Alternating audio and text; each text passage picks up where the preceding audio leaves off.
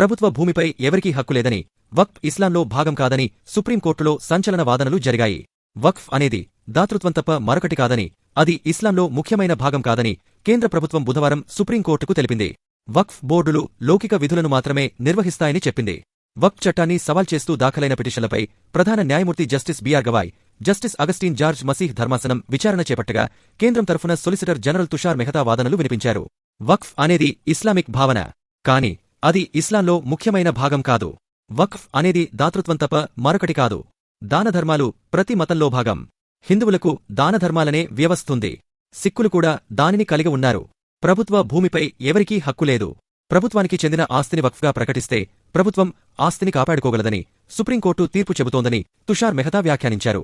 ఉపశమన ఉత్తర్వులకు సంబంధించి ముందుగా నిర్ణయించిన 3 అంశాలకే పరిమితమై విచారణ జరగాలని మరోసారి సుప్రీంను మెహతా కోరారు.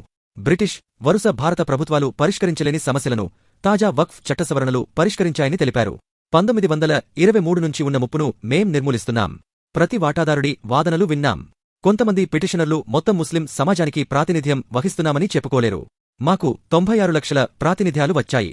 జేపీసీ 36 సమావేశాలు నిర్వహించిందని సొలిసిటర్ జనరల్ చెప్పారు.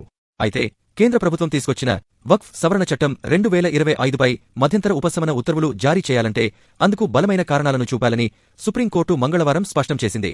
వక్ఫ్ ఆస్తులను స్వాధీనం చేసుకోవాలన్న ఆలోచనతోనే సవరణ చట్టంలో పలు నిబంధనలను రూపొందించారని కపిల్ సిబల్ ఆరోపించారు.